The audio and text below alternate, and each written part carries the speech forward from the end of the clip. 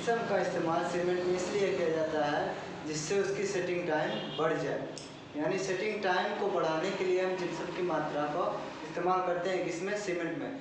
Cement में जो है जिप्सम 3 से 5% तक लिया जाता है, जो कि वो अंडर 5% रहता है, लेकिन 2 से 3% लेते हैं। जिप्सम सेटिंग टाइम को कम कर देता है। भंडारण, सीमेंट का भंडारण जो ईंट कंक्रीट फर्श पे किया जाता है। सीमेंट को जहाँ रख रहे हैं वहाँ पे या तो ईंट का बना हो या तो कंक्रीट का फर्श बना हो, और जो कि भूमि तल से 45 सेंटीमीटर ऊंचाई पर हो। अगर सीमेंट में 0.05% नमी रह गई है तो वह सीमेंट जो हमारा अनुपयोगी हो जाता है, यानी उसको यूज में नहीं लाया जा सकता। सीमेंट बोरे को जमीन तल से या दीवार से, सीमेंट बोरे को अगर ये दीवार है तो इससे 25 से 45 सेंटीमीटर दूरी पर रखना चाहिए, और एक चट्टे में अगर सीमेंट रख दिया जा रहा है तो एक के ऊपर एक 10 बोरी तक रखा जा सकता है। विकार्ड्स उपकरण क्या है? विकार्ड्स अपरेटस। विकार्ड्स अपरेटस वह अपरेटस होता है जिसके माध्यम से हम सीमेंट की कंसिस्टेंसी एवं सेटिंग टाइम फाइंड आउट करते हैं। अब कंसिस्टेंसी उसकी सघनता एवं सेटिंग टाइम उसकी जमाव का। अब विकार्ड्स अपरेटस का पूछा गया है डाया कितना होता है, तो यह 10 mm होता है। विकार्ड्स अपरेटस का डाया जो होता है वो 10 mm होता है, जबकि उसकी लेंथ जो होती है 40 से 50 mm के मध्य लेते हैं। वर्गाकार सुई का फलक 1 mm होता है। ये पूछा गया है क्वेश्चन कंपटीशन में कि वर्गाकार सुई का फलक 1 mm जबकि कॉलर का 5 mm होता है। विकार्ड्स अपरेटस से संबंधित यह पूछा गया है कि वर्गाकार सुई का फलक कितना होता है, तो 1 mm होता है जबकि कॉलर का 5 mm होता है। पेड्स, अगर जिसे जब सीमेंट में पानी मिलाया जाता है तो उसमें हाइड्रेशन प्रोसेस होता है। हाइड्रेशन प्रोसेस क्या होता है? हाइड्रेशन प्रोसेस वह प्रोसेस होता है जब सीमेंट में पानी की मात्रा मिलाते हैं तो उसमें ऊष्मा का उत्सर्जन होता है या अवशोषण होता है, लेकिन जब सीमेंट में मिलाया जाता है तो इसमें ऊष्मा का उत्सर्जन होता है। ऊष्मा जिसको हम कहते हैं ऊष्मा क्षेत्रीय प्रक्रिया। पेड्स इसमें 20 से 30% जो है पानी को हम मिलाते हैं, तो वह जो है क्या होता है, हमारा हाइड्रेशन प्रोसेस होता है।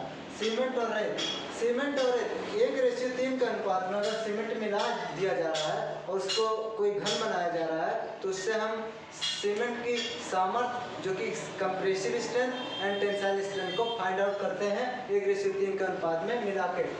रैपिड हार्डनिंग सीमेंट की सेटिंग टाइम। रैपिड हार्डनिंग ये पूछा गया है कि रैपिड हार्डनिंग सीमेंट की सेटिंग टाइम कितने से कितना लिया जाता है, इनिशियल कितना लिया जाता है तथा फाइनल कितना लिया जाता है। इनिशियल लिया जाता है 5 मिनट जबकि फाइनल लिया जाता है 30 मिनट। रैपिड हार्डनिंग सीमेंट की सेटिंग टाइम इनिशियल को लेते हैं 5 मिनट जबकि फाइनल को लेते हैं 30 मिनट। ये पूछ लिया गया है। ये जितने पॉइंट्स बोल रहे हैं हम या जितने पॉइंट्स आपको विजुअल हो रहे हैं ये सब कंपटीशन में पूछे गए हैं और अभी प्रीवियस ईयर में आए हुए एग्जाम है, और मैं सभी प्रैक्टिस सेटों का विवरण इसमें दे रहा हूँ जितना आपके लिए लाभदायक होगा। भारत में सफ़ेद व रंगीन व्यावसायिक नाम कोलोक्रीट, इंद्रधनुष, सिल्विक्रिट सीमेंट के नाम से जाना। अब पूछा गया कि भारत में सफ़ेद सीमेंट व रंगीन व्यावसायिक नाम जो कि कोलोक्रीट, इंद्रधनुष, सिल्विक्रिट सीमेंट के नाम से जाना जाता है। उपयोग कहाँ होता है ये पूछता है कि भारत में जो सफ़ेद रंगीन व्यावसायिक को नाम कोलोक्रीट, इंद्रधनुष, सिल्विक्रिट सीमेंट के नाम से जाना जाता है उसका उपयोग मैक्सिमम कहाँ पे होता है? ज़्यादातर फर्शों में होता है तथा सीढ़ियों में होता है। संपीड़न के लिए अगर जैसे सीमेंट से बना हुआ कोई चीज़ है और उसकी सामर्थ्य ज्ञात करनी है या सीमेंट की सामर्थ्य ज्ञात करनी है तो उसके लिए हम संपीड़न 6 घन बनाते हैं। कितने घन में ये पूछा गया कि अगर हम सीमेंट की सामर्थ्य का संपीड़न की सामर्थ्य ज्ञात कर रहे हैं जो कि कंप्रेसिव स्ट्रेंथ, तो उसके लिए कितने घन की आवश्यकता हो? उसके लिए हमको 6 घन की आवश्यकता होती है और उसके प्रत्येक फ्लश यानी प्रत्येक फेस जो घन का फेस होता है वो 70.6 mm दिया जाता है। अब 3 दिन के सामर्थ्य के बाद अगर संपीड़न में 3 दिन का सामर्थ्य देखा जाए 3 दिन बाद तो वह 160 किलोग्राम प्रति सेंटीमीटर स्क्वायर। तो ये पूछ लिया है संपीड़न सामर्थ्य के लिए 6 घन बनाए जाते हैं। क्यूब का प्रत्येक फेस जो है 70.6 होता है। 3 दिन बाद सामर्थ्य कितनी होती है? तो 3 दिन बाद सामर्थ्य 160 किलोग्राम प्रति सेंटीमीटर स्क्वायर या 16 न्यूटन पर mm स्क्वायर होता है, जो कि किसके अंतर्गत लिया जाता है? ओपीसी ऑर्डिनरी पोर्टलैंड सीमेंट से। और 7 दिन के बाद पूछा है, 7 दिन के बाद पूछा है 220 किलोग्राम प्रति सेंटीमीटर स्क्वायर अथवा या 22 न्यूटन पर एमएम स्क्वायर, जो कि किसका किया जाता है, संपीड़न की जांच की जाती है सीमेंट की, जो कि 3 दिन पे लेते हैं, 7 दिन पे। ये भी पूछा कि कितने दिन पे लेते हैं, तो इतना आता है। फिर कितने दिन पे लेते हैं, 220 आता है।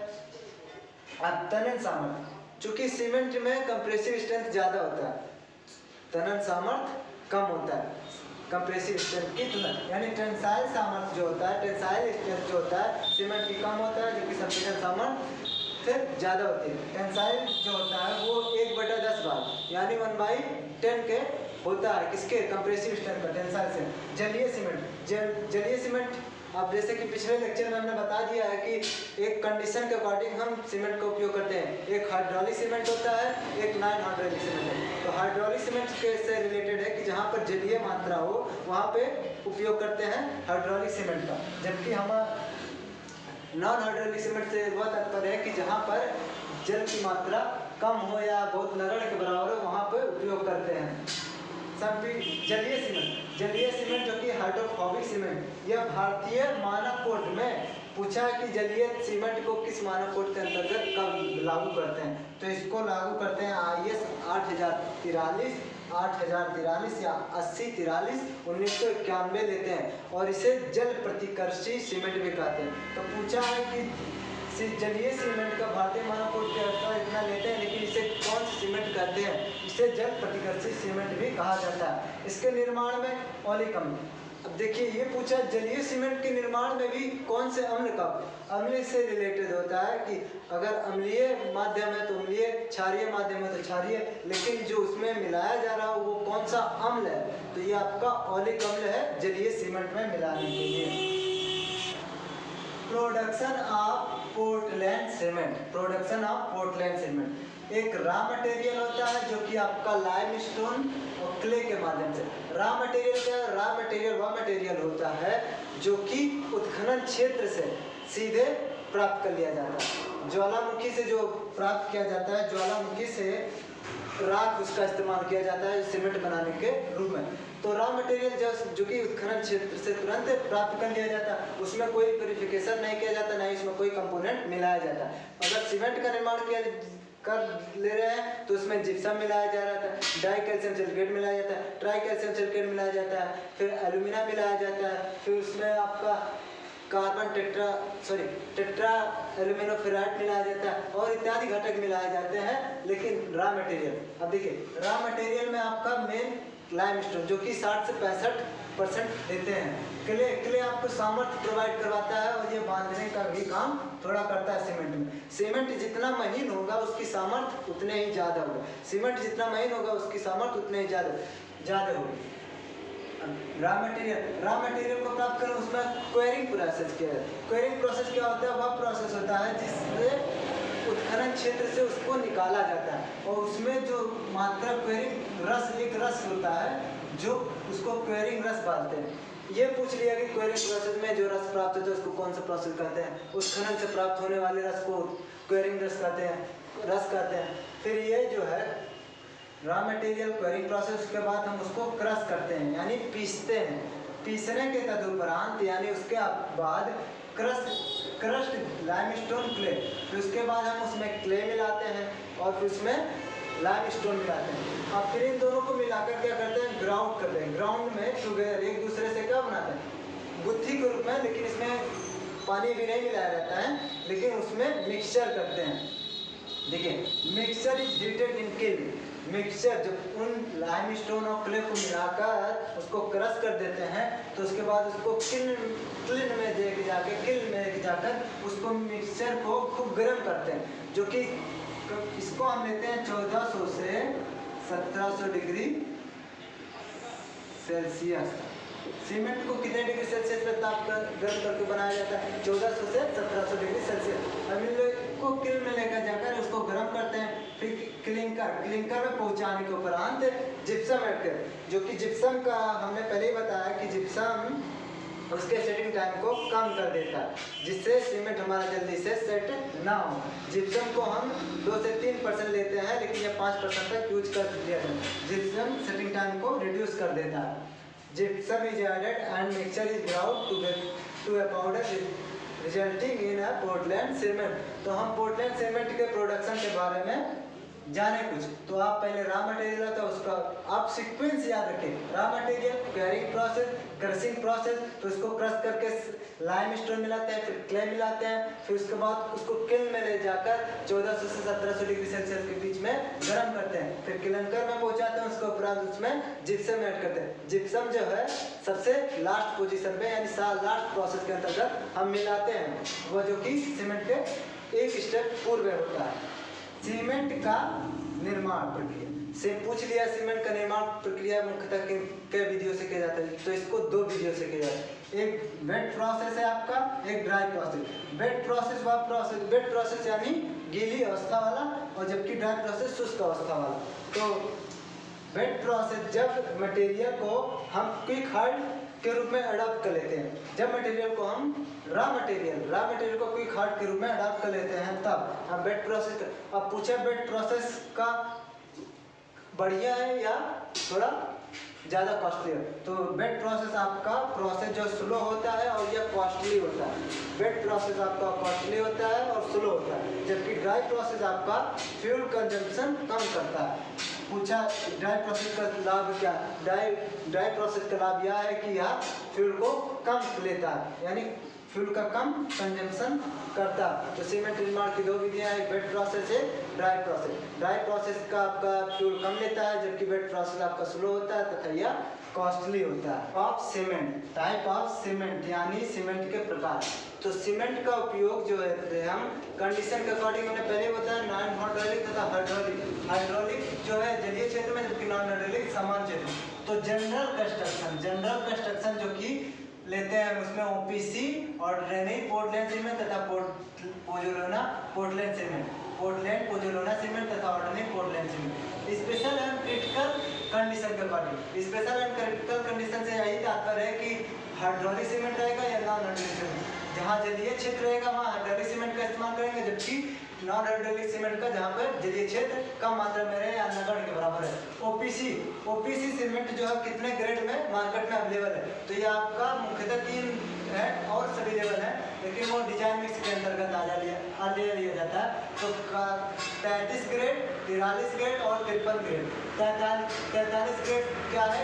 क्या जो है 33 ग्रेड एवं 53 ग्रेड, ये 43, 53 और 33, ये जो है 28 डेज पर पूछा जाता है। ये 28 डेज पर इसकी सामर्थ्य है 33, 43 और 53 की। तो ये 28 डेज पर आपका क्या है? सामर्थ्य है। और इसका मात्रा यूनिट पूछ लिया 28 डेज पर न्यूटन पर mm² जो है। सीमेंट की स्पेसिफिक ग्रेविटी कितनी होती है? सीमेंट की स्पेसिफिक ग्रेविटी आपकी 3.15 होती है। पूछा है सीमेंट की स्पेसिफिक ग्रेविटी कितनी होती है? 3.15। दोस्तों ये लेक्चर मैं आपको पॉइंट टू पॉइंट बता रहा हूँ, जो कि बहुत ही बेहतरीन होगा और आपके एग्जाम में एक भी क्वेश्चन नहीं छूटेगा। यदि आप इस लेक्चर को बढ़िया से सुन ले रहे हैं और देख ले रहे हैं तो वो बहुत ही बेहतरीन होगा आपके लिए। Compressive strength, ordinary Portland cement का कंप्रेसिव स्ट्रेंथ जो है और सेटिंग टाइम को देखते हैं। कंप्रेसिव स्ट्रेंथ जो है 28 डेज पे लेते हैं, इसका यूनिट न्यूटन पर mm² होता है, स्पेसिफिक ग्रेविटी 3.15 होता है। फिर setting time, initial setting time 30 minute होता है। तो आपका पूछा है इनिशियल सेटिंग टाइम कितना होता है ऑर्डिनरी पोर्टलैंड सीमेंट का, फाइनल सेटिंग टाइम कितना होता है? तो फाइनल सेटिंग टाइम 10 घंटा होता है, जबकि इनिशियल सेटिंग टाइम आपका 30 मिनट होता है। अब इसको पूछा है कि 30 मिनट तो होता है, फिर इसको अब सेकंड में भी कन्वर्ट करके पूछा है, और जबकि इसको मिनट में कन्वर्ट करके पूछा है। तो 10 घंटा वाला जो है आपका वो 600 मिनट, जबकि आपका 30 मिनट 1800 मिनट। तो फाइनल सेटिंग टाइम आपका 600 मिनट और इनिशियल सेटिंग टाइम आपका 1800 मिनट। अच्छा, ऑर्डिनरी पोर्टलैंड सीमेंट का उपयोग कहाँ करते हैं? आरसीसी स्ट्रक्चर रेनफोर्स कंक्रीट, इसमें जो है हम सजी की मात्रा मिला देते हैं, यानी इसको स्टील भी मिला देते हैं। चिनाई यानी मशीनरी वर्क एवं प्लास्टर। अब आपका आरएचसी रैपिड हार्डनिंग सीमेंट, तो ये आपका C3S यानी इसमें rapid hardening cement C3 try calcium silicate final grinding. इसमें फाइनल ग्राइंडिंग मतलब हमने पहले ही बोला कि जब आपका सीमेंट पतला यानी बहुत महीन पिसा रहेगा तो वो आपकी सामर्थ्य ज़्यादा देगा, और इसमें फाइनल ग्राइंडिंग संख्या ज़्यादा होती है, जो कि 7 दिन पर OPC स्ट्रेंथ देता है वह उस 3 ही दिन पर दे देगा। यानी रैपिड हार्डनिंग सीमेंट वो आपका OPC जितना 7 दिन में देता है, आपका ये 3 ही दिन में दे देता है। क्या? Rapid hardening cement. अब क्विक सेटिंग सीमेंट वह सीमेंट होता है जो कि इसका सेटिंग जल्दी से सेट हो जाए। तो इसका तात्पर्य है कि क्विक सेटिंग सीमेंट को हम वहाँ उपयोग करते हैं जहाँ पर इसका उपयोग तुरंत हो सके और जल्दी से सेट हो जाए और ये स्ट्रेंथ प्राप्त कर ले जाए क्विक सेटिंग से, यही तात्पर्य है। जबकि initial setting time quick setting का कितना होता है? 5 मिनट, केवल 5 मिनट, और इसका वो क्या फाइनल सेटिंग टाइम 30 मिनट। जबकि OPC का कितना था? OPC का इनिशियल था 30 मिनट और फाइनल था 10 घंटा। जबकि आपका ये क्विक सेटिंग का है, ये 30 मिनट जो है आपका फाइनल है और इनिशियल जो है आपका 5 मिनट है। हाई एल्यूमिना सीमेंट को जो है टेम्परेचर 1500 से 50 से 1600 डिग्री सेल्सियस पर हम गर्म करके बनाते हैं। इसमें किल्न में बॉक्साइट और लाइम की मात्रा मिलाकर, जो कि सीमेंट को 1400 से 1700 डिग्री सेल्सियस पे हीटेड करके बन के मिलाया जाता है।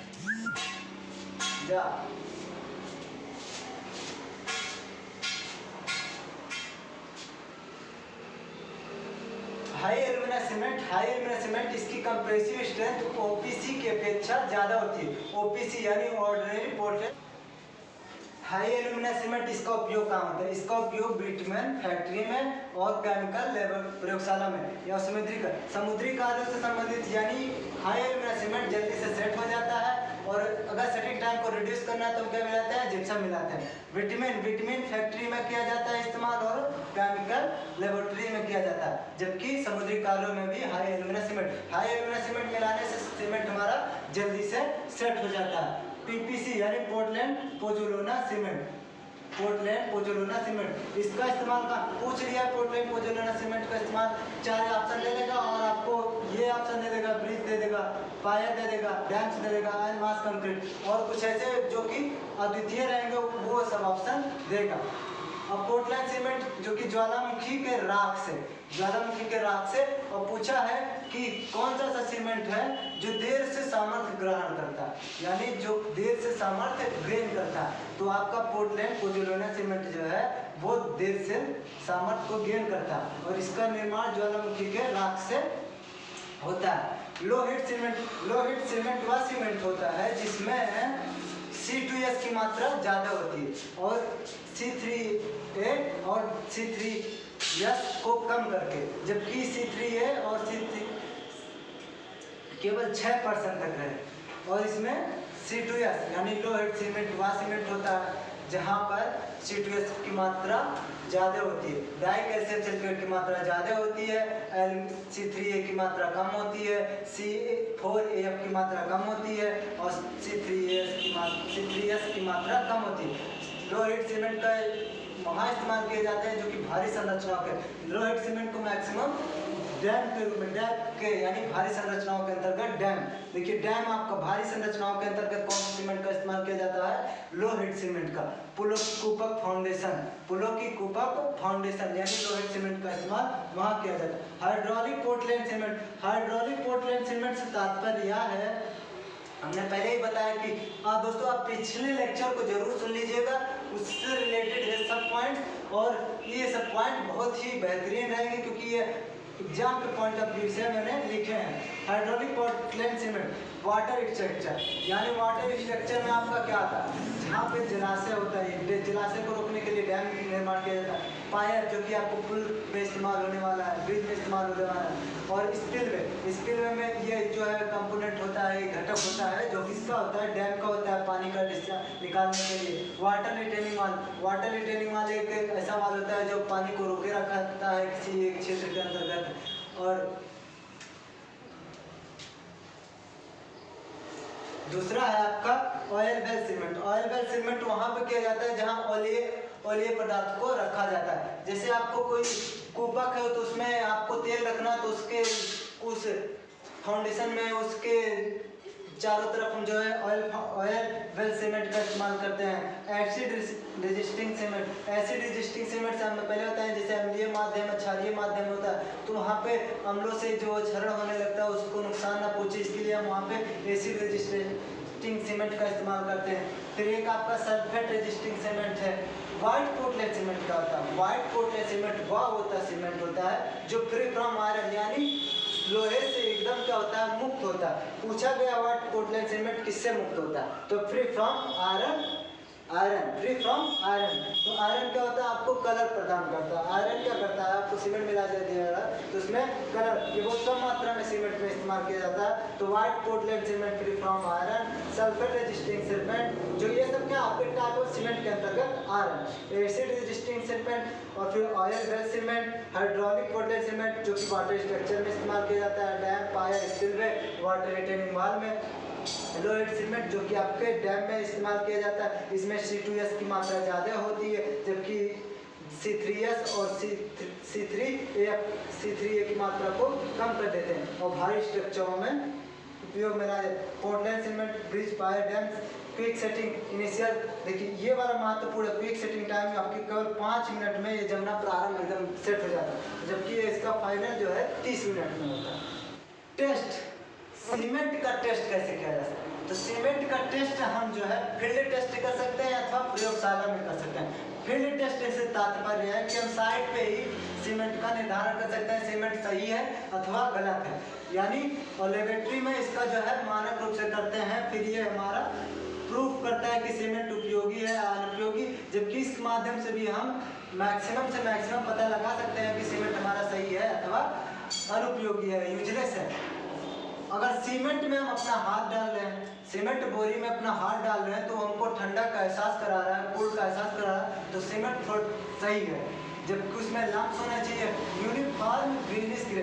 अगर सीमेंट कलर को देखा जाए तो यूनिफॉर्म समान रूप से ग्रे कलर का होना चाहिए, स्मूथ। अगर सीमेंट को इस तरह रगड़ते हैं या इसको मसलते हैं तो वह कैसा रहेगा, एकदम स्मूथ होना चाहिए, जबकि रफनेस ना रहे।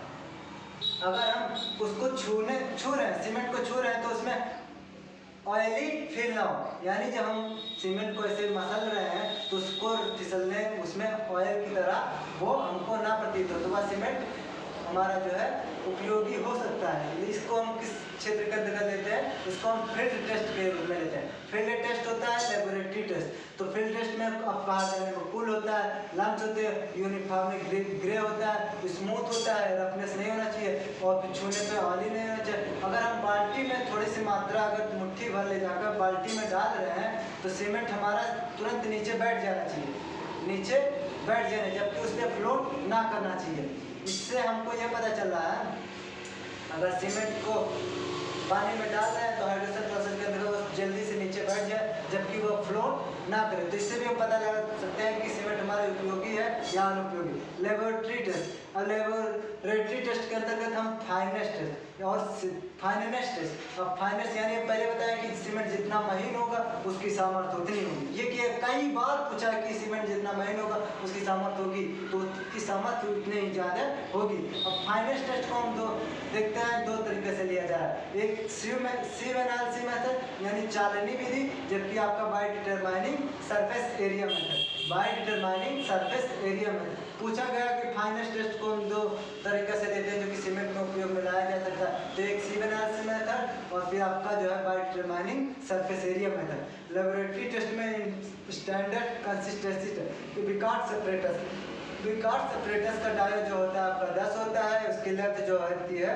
40 से 50 होती है। विकार्ड सेपरेटस से कंसिस्टेंसी फाइंड आउट करते हैं और उसका जमाव काल को ज्ञात करते हैं। तो स्टैंडर्ड कंसिस्टेंसी टेस्ट जो है आपका विकार्ड सेपरेटस करता है। और जो साउंडनेस टेस्ट पूछा गया है सीमेंट का साउंडनेस टेस्ट किस माध्यम से किया जाता है, तो लीच एटलियर एवं ऑटोक्लेव मेथड द्वारा किया जाता है। साउंडनेस टेस्ट लीच एटलियर एवं ऑटोक्लेव मेथड द्वारा किया जाता है। तो आप प्लीज चैनल को सब्सक्राइब कर लीजिए, लाइक शेयर के साथ कमेंट में बताइए वीडियो कैसा है और फिर हम आपको अगले किस टॉपिक पे वीडियो बना कर दें और जिससे कि आपके परीक्षा में अच्छे से अच्छे मार्क आ सके। जी धन्यवाद। ये और मैं इन सब पॉइंट्स का केवल पॉइंट टू पॉइंट बोलकर एक सेपरेट वीडियो बनाऊंगा जो कि केवल 5 से 10 मिनट के अंतराल में रहेगा।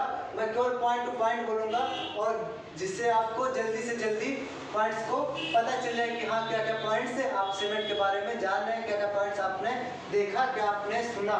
तो चैनल को जरूर सब्सक्राइब कर लीजिएगा और